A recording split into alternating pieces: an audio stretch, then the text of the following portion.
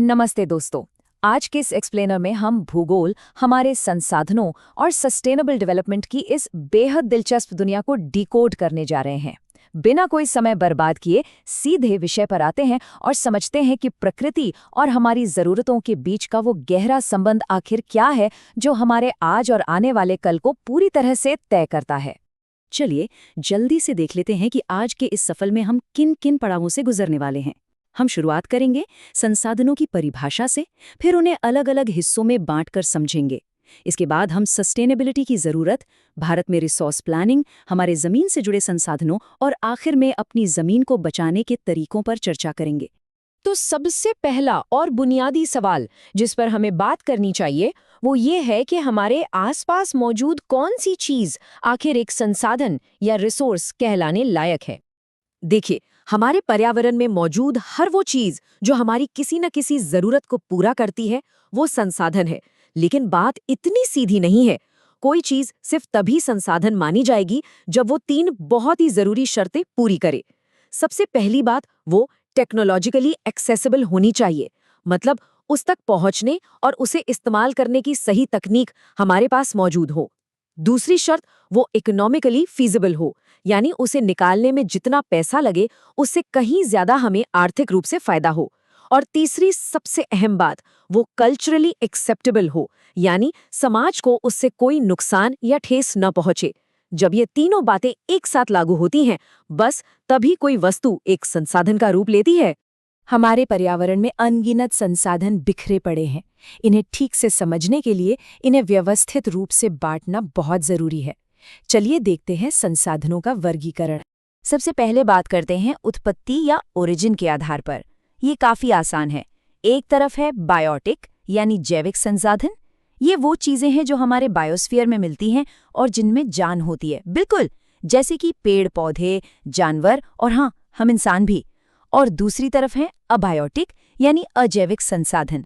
ये पूरी तरह से निर्जीव चीजों से बने होते हैं, जैसे कि चट्टानें, अलग अलग धातुएं और पानी।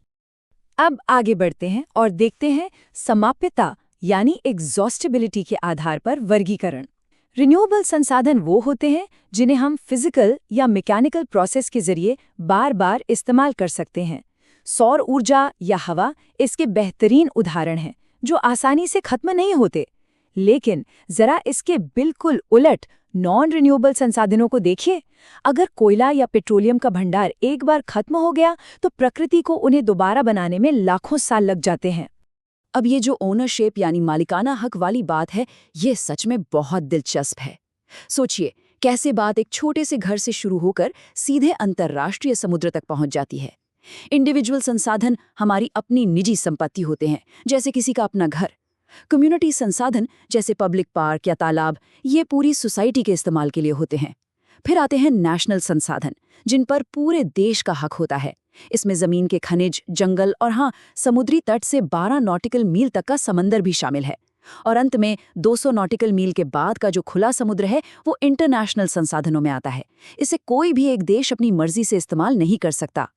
विकास के स्तर के आधार पर भी हम इन्हें 4 हिस्सों में बांट सकते हैं। पोटेंशियल संसाधन वो हैं जिनमें क्षमता तो बहुत है, पर महंगी तकनीक या किसी और कारण से उनका पूरा इस्तेमाल नहीं हो पा रहा है। गुजरात और राजस्थान में मौजूद सोलर एनर्जी इसका बड़ा उदाहरण है।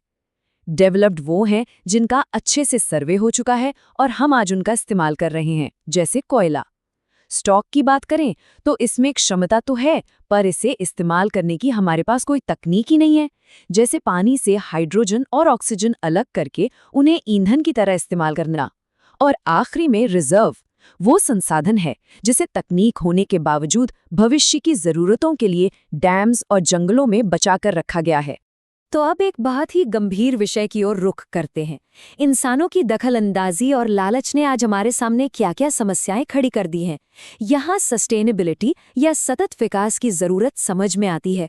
सच तो यह है कि संसाधनों के अंधाधुंध इस्तेमाल ने एक भयंकर संकट पैदा कर दिया है। ये न सिर्फ तेजी से खत्म हो रहे हैं, बल्कि इस लालच ने हमारे समाज को अमीर और गरीब के बीच दो हिस्सों में बुरी तरह बांटकर रख दिया है। जिनके पास संसाधन है वो लगातार अमीर होते जा रहे हैं, और सबसे खतरनाक बात, ग्लोबल वार्मिंग, भयंकर प्रदूषण और लैंड डिग्रेडेशन जैसी जो बड़ी इकोलॉजिकल क्राइसिस आज हम देख रहे हैं, वो इसी लालच का सीधा परिणाम है। इस विनाश को रोकने के लिए जो पहला सबसे बड़ा वैश्विक कदम उठाया गया वो था साल 1992 का रियो डी जेनेरियो अर्थ समिट। ब्राजील के शहर में 100 से ज्यादा देशों के नेता इकट्ठे हुए थे। एक साथ मिलकर उन्होंने पर्यावरण को बचाने के लिए ग्लोबल फॉरेस्ट प्रिंसिपल्स पर सहमति जताई। उन्होंने एक ऐसा ऐतिहासिक ब्लूप्रिंट अपनाया जिससे दुनिया का विकास भी हो और पर्यावरण को भी नुकसान न पहुंचे, और इसी मशहूर घोषणा पत्र को एजेंडा 21 का नाम दिया गया। महात्मा गांधी जी ने सस्टेनेबिलिटी की पूरी फिलॉसफी को एक ही वाक्य में बहुत खूबसूरती से समेट दिया था। उन्होंने कहा था, हमारे पर्यावरण में हर किसी की जरूरत के लिए संसाधन पर्याप्त हैं, लेकिन किसी के लालच के लिए नहीं। ये शब्द आज भी हमें याद दिलाते हैं कि लालच की वाकई कोई सीमा नहीं होती और संरक्षण ही हमारे पास एकमात्र रास्ता है। तो अगर लालच से बचना है और संसाधनों का एकदम सही इस्तेमाल करना है, तो एक बहुत ही मजबूत प्लानिंग का होना जरूरी है। चलिए देखते हैं कि भारत जैसे विशाल और विविधता वाले देश में रिसोर्स प्लानिंग कैसे की जाती है। ये बात बिल्कुल साफ कर देती है कि हमें राष्ट्रीय स्तर पर एक सुदृढ़ प्लानिंग की आखिर ज़रूरत क्यों है। ज़रा भारत में संसाधनों के बंटवारे को देखिए, कितना ज़्यादा असंतुलन है। एक तरफ झारखंड और छत्तीसगढ़ जैसे राज्य हैं, जहां कोयला और खनिजों का अथाह भंडार है, और दूसरी तरफ राजस्थान को देखिए, जहां सोलर और विंड एनर्जी तो भरपूर मात्रा में है, लेकिन पानी की भारी कमी है। इसी असंतुलन को पाटने के लिए एक शानदार प्लानिंग की जरूरत होती है, ताकि देश के हर कोने तक जरूरी संसाधन पहुंच सकें। भारत में संसाधनों को जिम्मेदारी से निकालने और इस्तेमाल करने की ये पूरी प्रक्रिया 3 मुख्य चरणों में पूरी होती है। पहला कदम होता है पहचान करना और लिस्ट बनाना, जिसमें पूरे देश में गहन सर्वे और मैपिंग की जाती है। फिर आता है दूसरा कदम, एक प्लानिंग स्ट्रक्चर तैयार करना। यहाँ सही तकनीक, कुशल लोगों और इंस्टीट्यूशंस का पूरा सेटअप तैयार किया जाता है। और आखिर में तीसरा सबसे अहम कदम, अपने इस रिसोर्स प्लान को देश के नेशनल डेवलपमेंट प्लान्स के साथ मैच करना। ये सुनिश्चित करना कि संसाधनों का फायदा पूरे देश को मिले, किसी एक खास हिस्से को नहीं। चलिए अब बात करते हैं उस सबसे बुनियादी संसाधन की, जिस पर हमारा पूरा जीवन, हमारी खेती, हमारे जंगल, सब कुछ टिका हुआ है, हमारे भूमि या लैंड संसाधन। भारत की जमीन की बनावट वाकई कमाल की है। सबसे बड़ा हिस्सा यानी करीब 43% मैदानी इलाका है, जहां मुख्य रूप से हमारी कृषि होती है।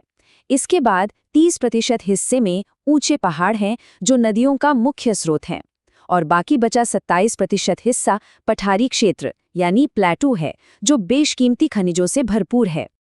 अब जरा इस 93% के आंकड़े पर गौर करते हैं। भारत का कुल भौगोलिक क्षेत्रफल लगभग 32,80,000 स्क्वायर किलोमीटर है, लेकिन हमारे पास केवल 93% जमीन का ही प्रॉपर सर्वे डेटा मौजूद है। बाकी का 7% हिस्सा, जिसमें जम्मू कश्मीर का कुछ विवादित इलाका जो पाकिस्तान और चीन के कब्जे में है, और असम साइड का कुछ हिस्सा शामिल है, उसका हमारे पास अभी कोई सटीक डेटा नहीं है। और जो जमीन हमारे पास है, उसका इस्तेमाल भी तो पूरे देश में एक जैसा नहीं होता। नेट सोन एरिया यानी वो जमीन जिस पर साल में कम से कम एक बार फसल उगाई जाती है, उसका अंतर हैरान करने वाला है। पंजाब और हरियाणा में ये 80% से भी ज्यादा है। वहीं अगर अरुणाचल प्रदेश या अंडमान निकोबार की तरफ देखें, तो वहां 10% से भी कम जमीन पर खेती होती है। ये अपने आप में एक बहुत बड़ा अंतर है। खेती से आगे बढ़कर अगर जंगलों की बात करें, तो 1960 के दशक के मुकाबले थोड़ी बहुत वृद्धि तो जरूर हुई है। 2014-15 के डेटा के अनुसार हमारे पास 23.3% फॉरेस्ट कवर है, लेकिन ये हमारे नेशनल टारगेट से अभी भी काफी पीछे है। नेशनल फॉरेस्ट पॉलिसी के अनुसार एक सही इकोलॉजिकल बैलेंस बनाए रखने के लिए किसी भी देश में कम से कम 33% फॉरेस्ट कवर होना ही चाहिए। मतलब साफ है, हमें अभी और भी बहुत पेड़ लगाने की जरूरत है। इतनी मूल्यवान और बुनियादी जमीन आज डिग्रेडेशन या खराब होने के भारी खतरे से जूझ रही है। इसीलिए अब हम आखिरी हिस्से में बात करेंगे कि हम अपनी इस जमीन की रक्षा कैसे कर सकते हैं। सबसे महत्वपूर्ण बात यह है कि अगर ये समस्याएं इंसानों ने पैदा की हैं, तो इनके व्यवहारिक समाधान भी हमारे ही पास है। उदाहरण के लिए झारखंड और मध्य प्रदेश में पेड़ों की कटाई से जमीन खराब हुई तो उसका सीधा उपाय है एफॉरेस्टेशन यानी नए पेड़ लगाना। महाराष्ट्र में जानवरों के ओवरग्रेजिंग की बड़ी समस्या है जिसे प्रॉपर मैनेजमेंट से ही सुलझाया जा सकता है। पंजाब और हरियाणा में ज्यादा सिंचाई करने से जमीन एल्कलाइन हो रही है तो वहां कंट्रोल्ड इरिगेशन या स्प्रिंकलर्स का इस्तेमाल करना होगा।